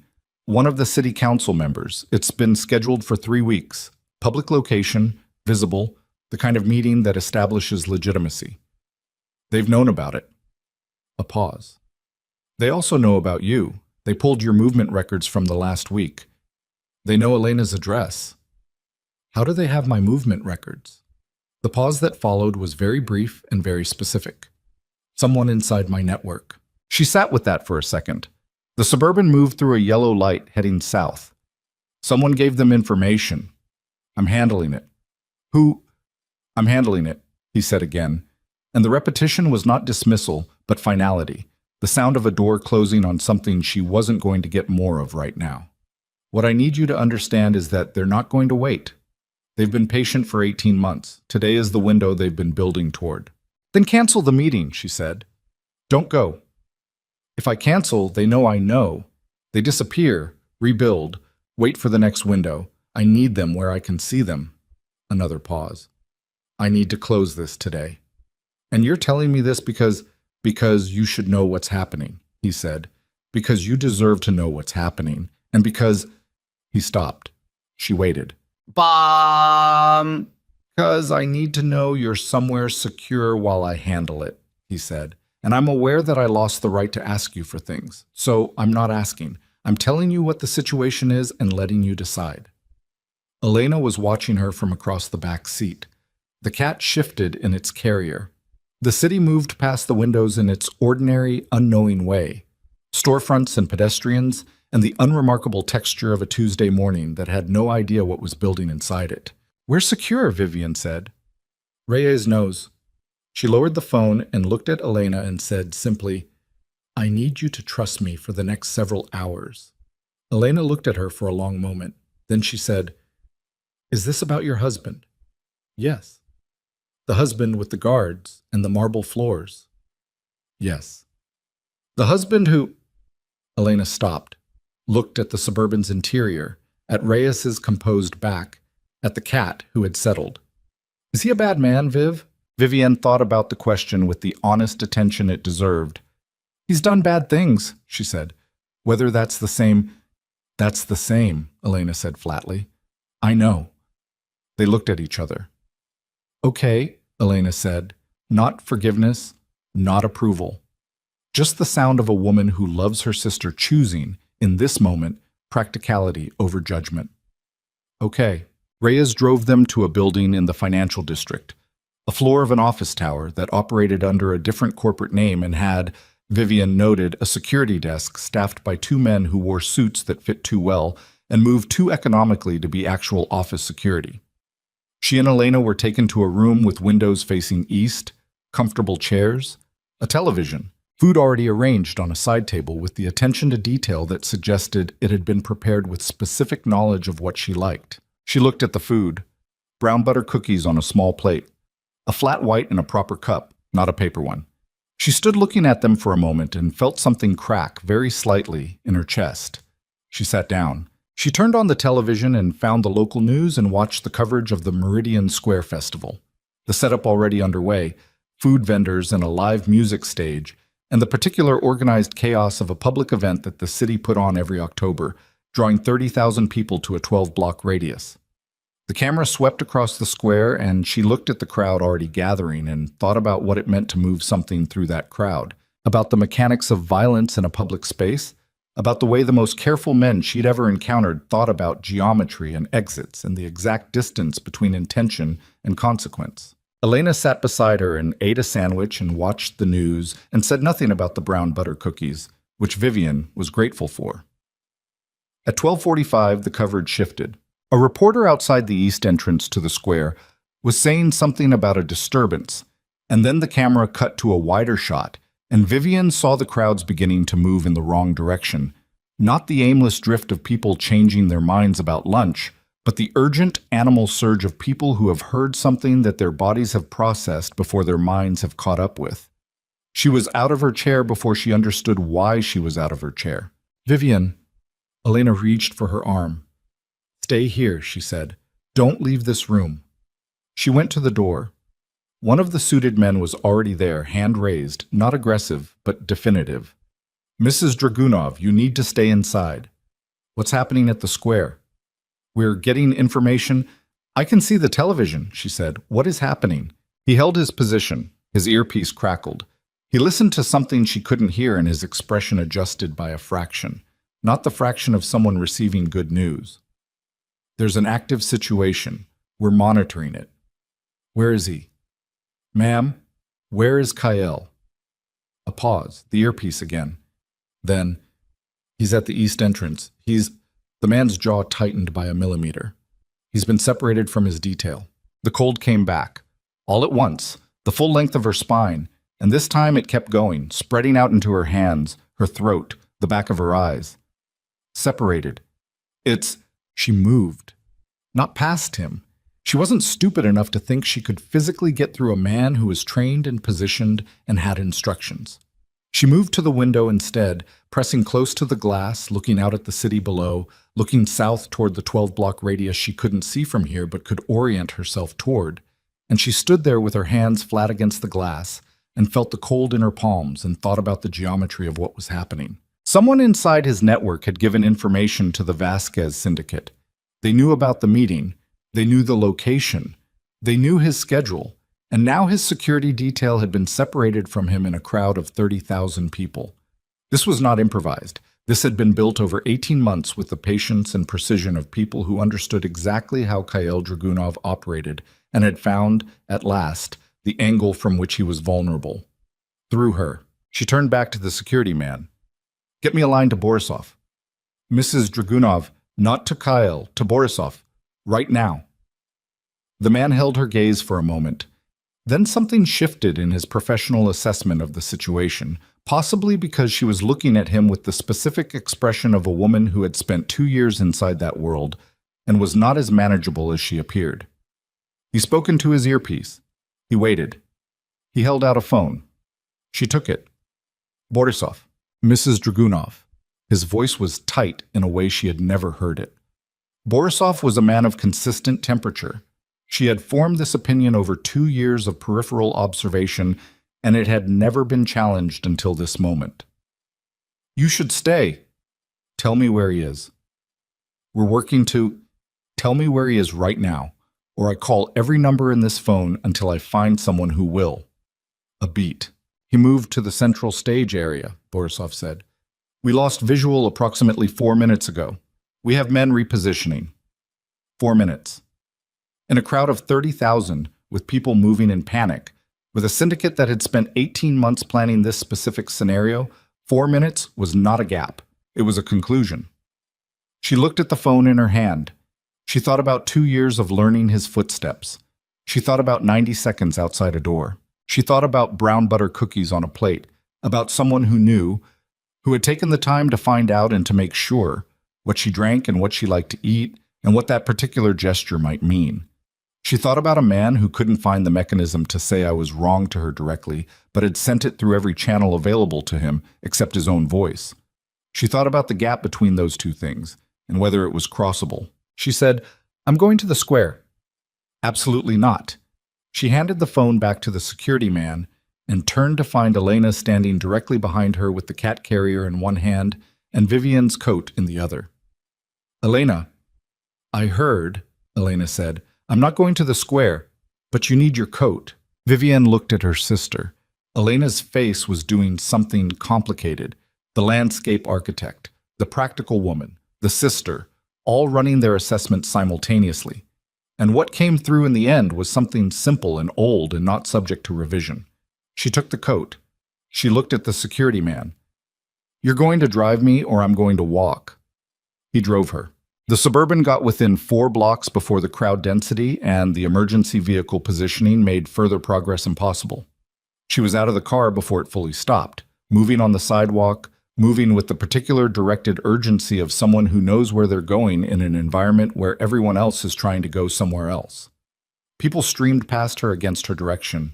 Families, couples, people on phones, people simply driven by the crowd's animal logic outward from whatever the center of the disturbance was. She moved through them the way water moves through things, by finding the continuous path. She could hear it before she saw it. Not the festival music. That had stopped. Something else.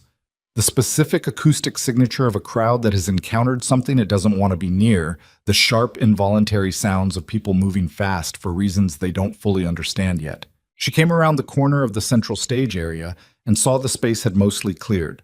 A rough circle of empty ground, maybe 40 feet across, the kind of space that opens up when something is happening in its center that people understand at an instinctive level they should not be adjacent to. At its edge, scattered, 3 of Kyle's men in positions she recognized as reactive rather than controlled. They'd been caught off balance, were trying to recover, were watching the center of the circle with the tight, furious attention of men who are calculating whether moving in will help or make it worse. In the center of the circle there were 4 men. 3 of them she didn't know. The 4th was Kyle. He was still standing, which was the first thing she cataloged. standing and facing the three men with a particular quality of stillness that was not calm, but its opposite.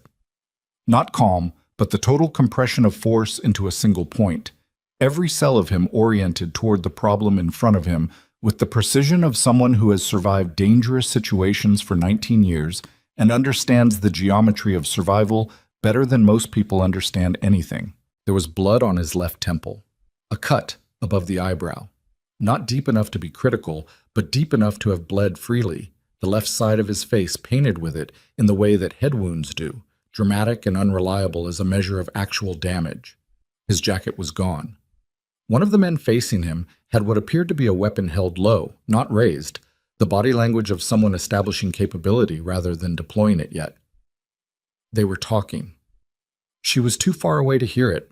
She was moving before the calculation finished, not running, because running in a crowd produces panic, and panic was not what this situation needed, but moving fast, with purpose, crossing the open space between the edge of the crowd and the edge of that circle in what felt like no time at all and also like a very long time, the specific temporal distortion of moments that matter, and she was aware of Kael's men registering her approach and not moving to stop her, because stopping her would require moving, and moving would change the geometry, and changing the geometry right now might make everything worse. She reached the edge of the open space.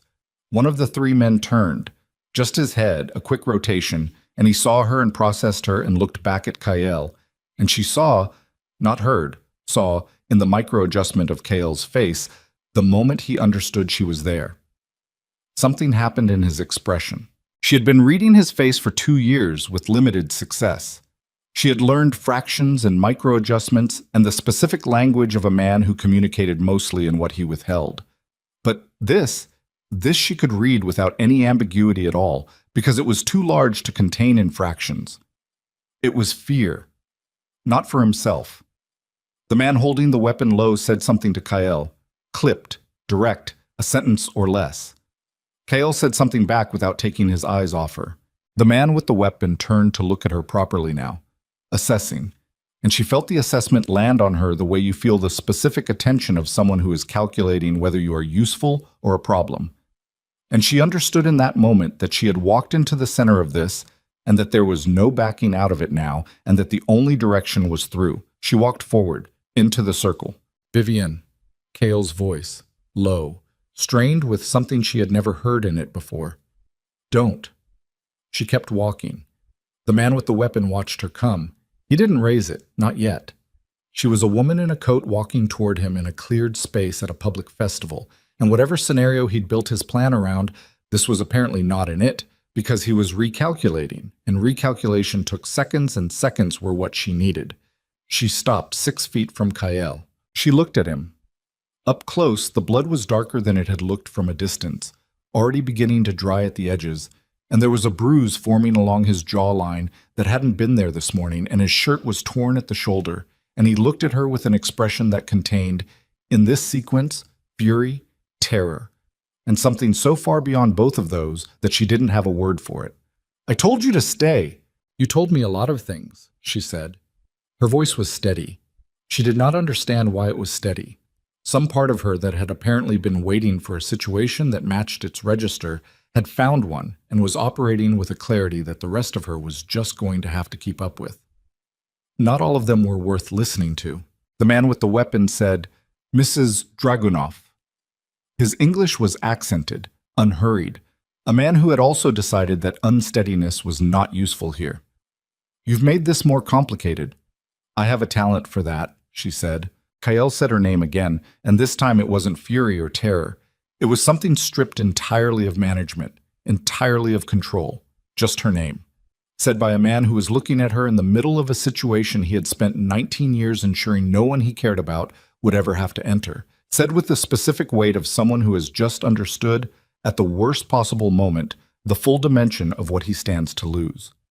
She turned to look at the man with the weapon. She said, whatever you want from him, money, territory, information, name it right now, because I've been invisible for 2 years inside that world, and I know enough about how it operates to know that what you actually want is a negotiation, not a body.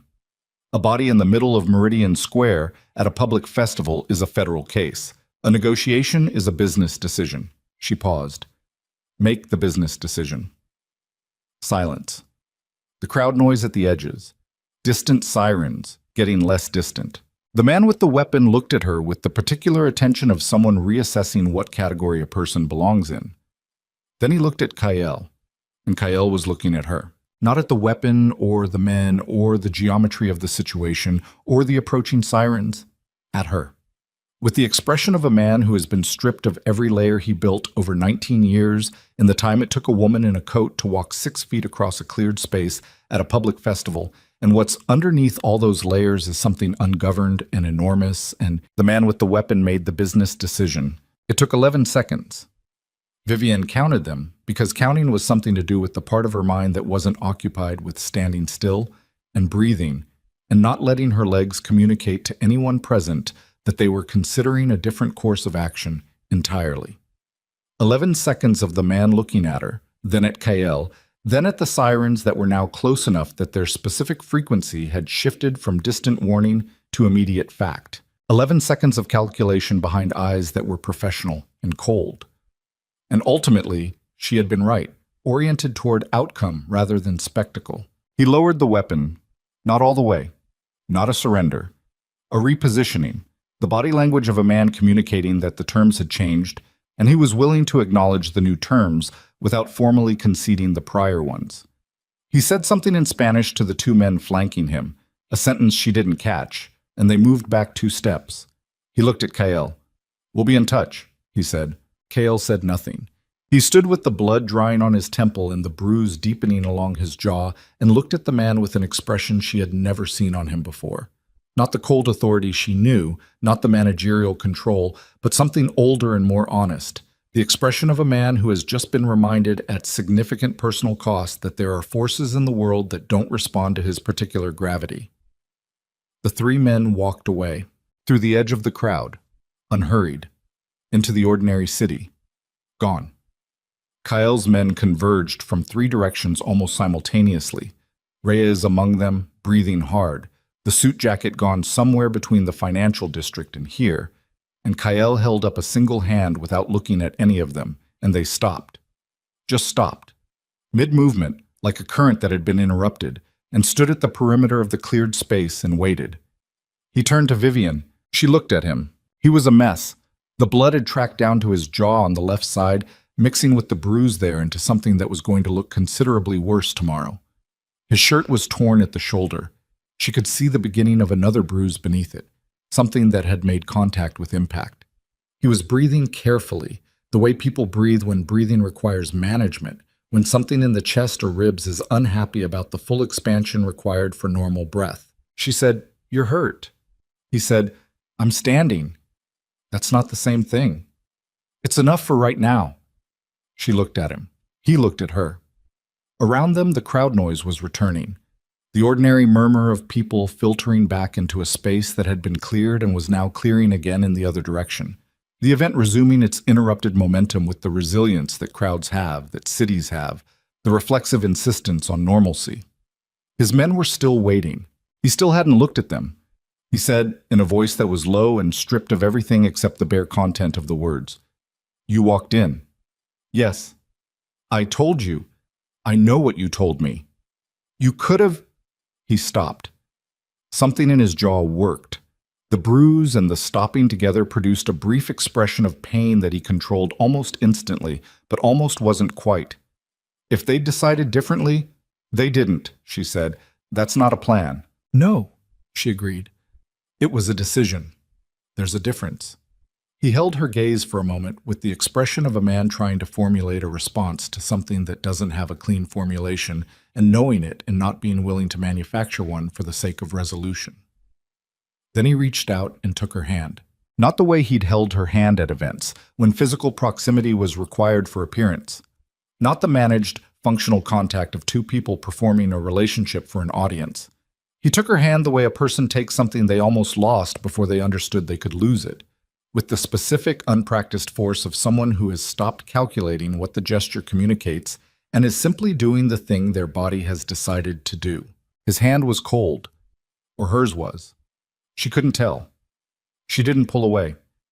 They stood like that in the thinning space of the festival crowd, the city rebuilding its ordinary noise around them, and she felt the cold in her palm and the pressure of his grip and something in her chest doing something complicated that she wasn't ready to name or resolve, but was also not going to pretend wasn't happening.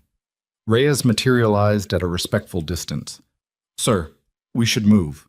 Kale looked at him, then at Vivian.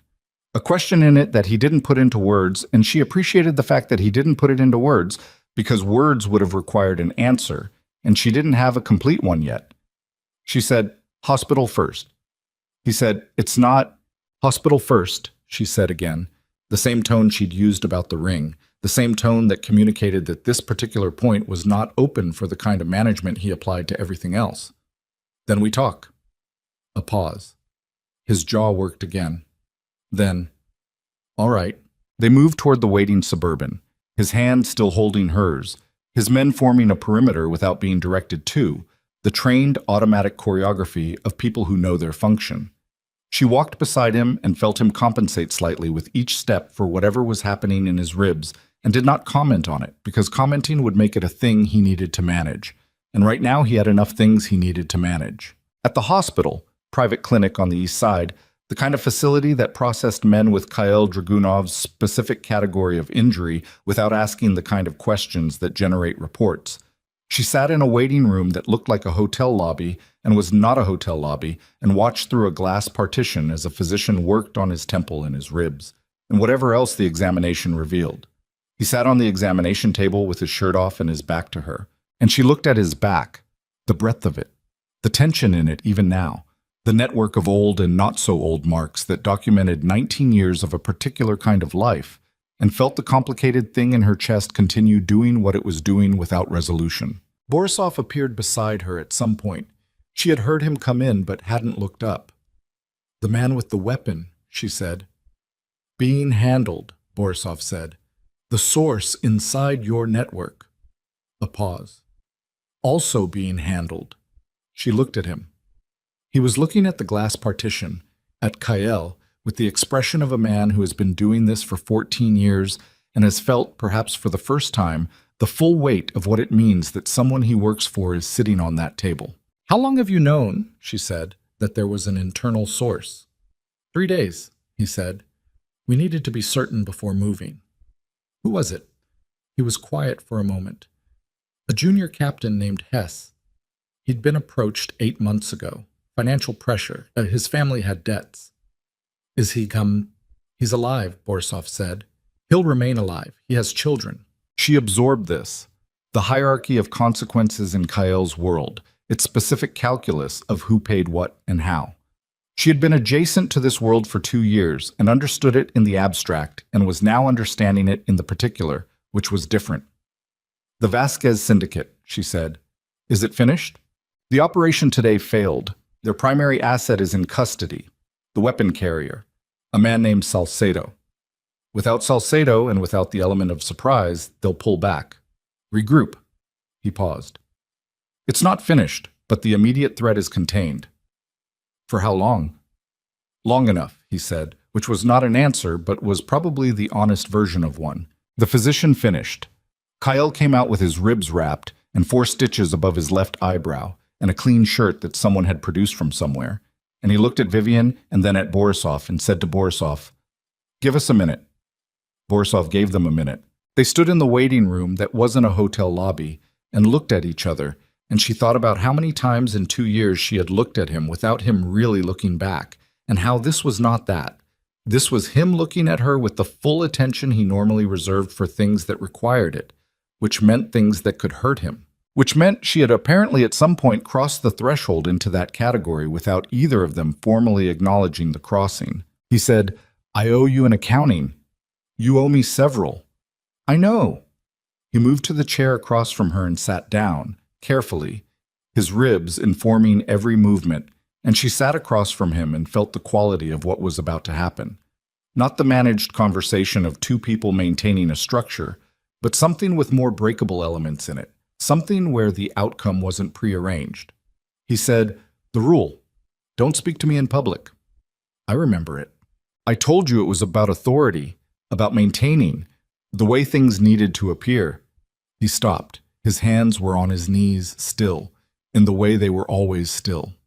Those large, too quiet hands. That was true. It was also incomplete. She waited. There were 3 attempts on my life in the 14 months before we married, he said. One of them targeted someone close to me, a person who I'd allowed to be visible in my life. In public. His jaw tightened. She wasn't the target. She was in the wrong place because she was associated with me, and the men who wanted to get to me knew that proximity was a route. Vivian looked at him. She survived, he said. She moved, changed her name, built a different life. I haven't spoken to her in 6 years. A pause. I decided before you and I married that that no one in my personal life would ever be made a visible target, that the safest position for anyone connected to me was invisibility. The waiting room held this. She said carefully, "You put me in a cage to protect me." Yes. Without telling me why. Telling you why would have told you what you were being protected from. I had a right to know what I was being protected from. He said, "Yes, I know that now." And the way he said it, flat, without qualification, without the managerial softening of a man who is used to correcting for error by reframing it, told her that this was not a concession made for tactical purposes, but a thing he had actually arrived at, in the hours between last night and this room, at some personal cost. She sat with it. "The cafe," she said. "Yes. You watched the reports every week and you knew it was harmless." "I knew it was harmless," he said, "and I moved him anyway." His hands pressed briefly into his knees, because watching someone make you smile, watching someone give you something that I had not. He stopped, started again. "It wasn't about him. It was never about him." "I know that," she said. "I handled it like a threat because it felt like one, because I didn't know what to do with the alternative." "What's the alternative?" He looked at her.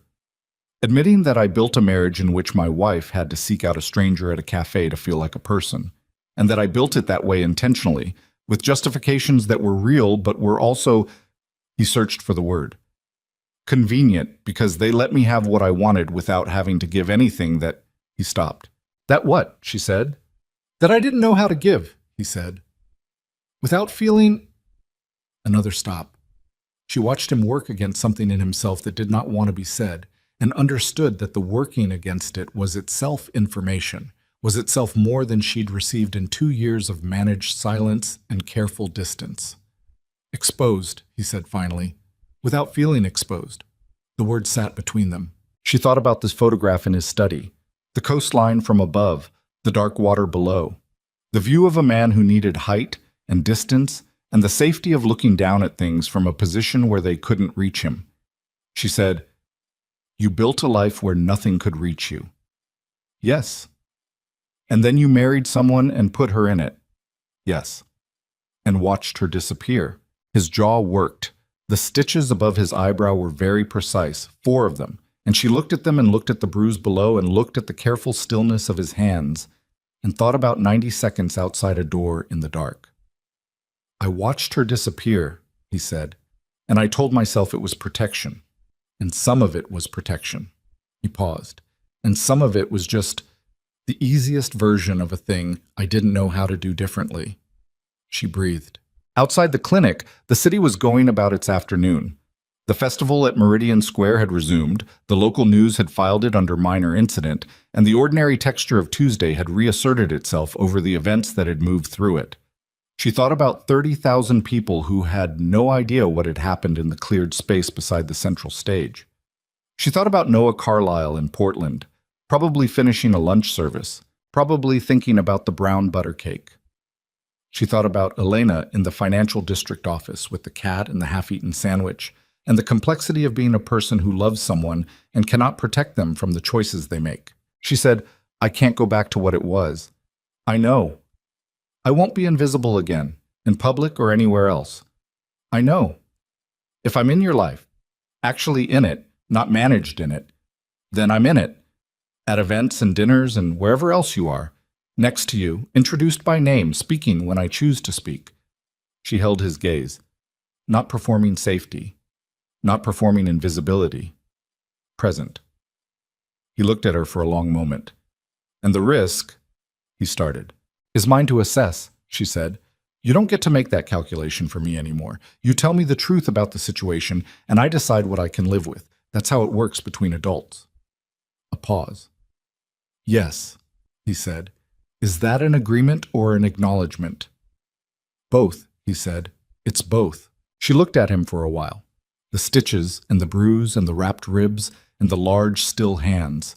The man who had built a world around himself that nothing could penetrate and had ended up in a clinic waiting room trying to explain himself to the woman he'd been protecting so comprehensively she'd nearly ceased to exist. She said, You need to call Noah Carlyle. He blinked. What? Portland. The culinary program you funded. She kept her voice level. You call him, not Borisov. You. And you tell him directly that you were wrong and that the position is genuine and not conditional on anything except his own choices. And if he wants to come back to this city, you clear his way, completely. Kael held her gaze. All right, he said. Today, she said. Today, he agreed. She stood up. He stood up too, more slowly, his ribs insisting on their pace, and she watched him find his footing and straighten and become again, not the full version of what he usually was, not the thing that filled every room with its own gravity, but something more compressed and more honest. A man at the end of a day that had cost him something real. She crossed the distance between the chairs. She put her hand against the uninjured side of his jaw. Not gentle exactly, not the practiced tenderness of a performance, but real contact. The contact of a person who is choosing to touch another person with full knowledge of who that person is, and felt him go absolutely still beneath her palm, the specific stillness of someone who has not been touched like this in a very long time and does not know yet how to receive it without bracing. She left her hand there until the bracing eased. It took a moment. She said, We start over, not from the rules, from the beginning. He said, From the beginning. She took her hand back. She went and got Borisov. In the weeks that followed, things changed with the specific, uneven quality of real change. Not cleanly, not on a schedule, but in the friction-filled way of two people trying to rebuild something that had been built wrong the first time, and discovering that right takes longer and hurts differently than wrong did. He called Noah Carlyle that evening in the car while she sat beside him and listened to one side of the conversation. She heard him say, I was wrong. She heard him say, The position is real and it's yours without conditions. She heard a pause in which Noah was presumably saying something, and then she heard Kael say, You have nothing to apologize for, and the particular flatness of the sentence told her he meant it, that this was not managed communication, but the actual content of what he thought. He hung up and sat with the phone in his hands for a moment. She said, How was that? He said, Harder than I expected. She said, Good. It should be. He looked at her. Something in the corner of his mouth shifted. Not quite a smile, not yet, but the anterior to a smile, the acknowledgement that one was possible. He canceled 3 meetings in the following 2 weeks for reasons his staff found inadequately explained. He appeared at the breakfast table on mornings when she was there.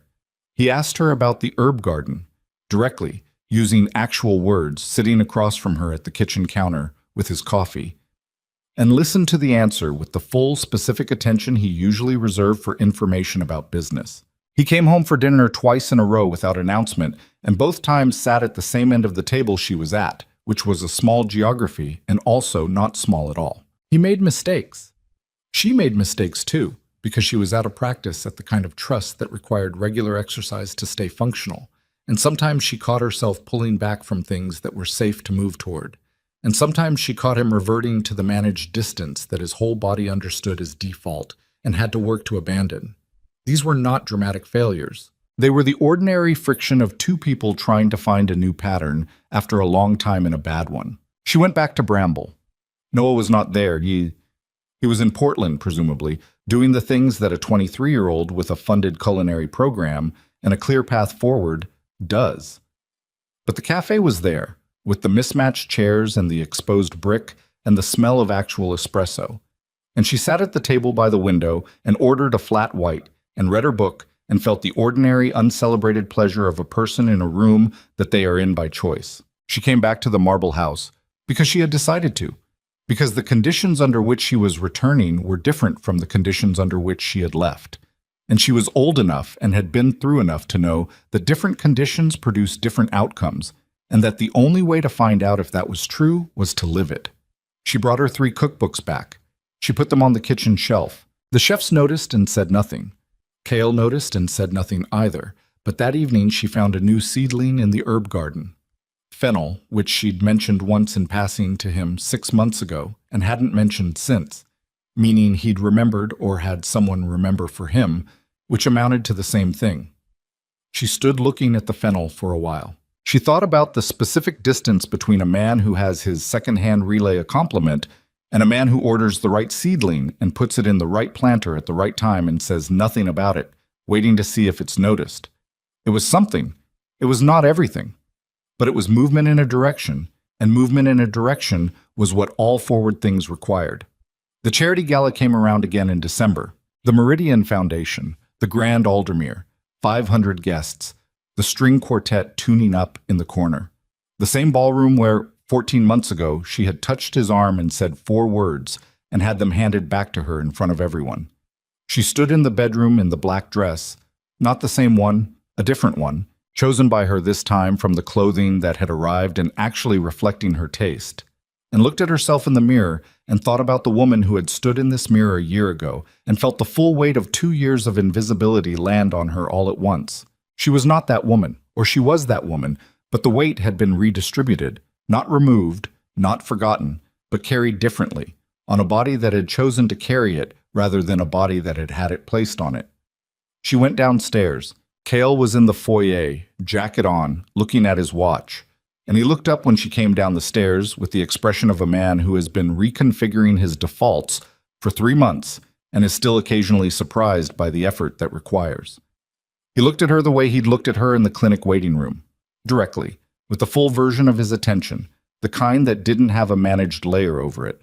He said, "You look—" "Don't overthink it," she said. He closed his mouth. Then, with the slight upward movement in the corner that she was learning to recognize as his version of a smile. "Ready." "Ready," she confirmed. The Suburban, the city at night, the Grand Aldermere's entrance with its particular orchestration of arriving wealth and influence. She stepped out of the car and the cold night air hit her face and she breathed it. He came around the car and stood beside her. She looked at the entrance. He held out his hand, not behind her, not guiding, beside her, palm open, the offer of it clear and voluntary and not managed by anyone on any staff. She looked at it for a second. She took it. They walked in together, through the lobby, through the entrance to the ballroom, and she felt the room do the thing that rooms did when Kyle Dragunov arrived, the pressure change, the orienting of attention, the involuntary acknowledgement of a presence that commanded it. And she felt something different this time, layered underneath it, the specific, unfamiliar sensation of being part of what commanded the room, not despite being beside him, but in the genuine sense of a person who has earned their position through the most difficult possible process of surviving it. The city's architects of fear and commerce noticed them. They noticed that he held her hand. They noticed that when she spoke to Diane, who appeared with immediate warmth, the kind that had been building since Vivian had named the Loro Pianocote at the Harmon dinner, he didn't calibrate his expression to neutral. He listened. He nodded at something Diane said and then looked at Vivian with the slight eyebrow lift of a man checking whether his read on the conversation matched hers. She nodded. He said something to Diane about the gallery opening, the one Vivian had mentioned, and Diane looked pleasantly surprised, and Vivian felt the specific internal sensation of watching something work for the first time that had been broken for a long time. Later in the evening, when the string quartet shifted into something slower and the floor opened, she felt him turn toward her. She turned toward him. He was not a graceful dancer. She had not known this. There were many things she hadn't known, would spend a long time still discovering. And this specific ungrace was oddly reassuring, the evidence of a man who was not performing but attempting. He held her at the appropriate distance, and then after a measure or two, at a less appropriate one, and she let the distance close because she was choosing to. And they moved through the music in the imperfect way of 2 people who are learning something together in real time. She said, close enough to speak at a normal register. "You're a bad dancer." He said, "I'm aware." You could have mentioned this before. There were more pressing concerns. There are always more pressing concerns with you. He looked down at her. The stitches above his eyebrow were healed now, a faint scar already forming, the kind that would stay. The bruise was long gone.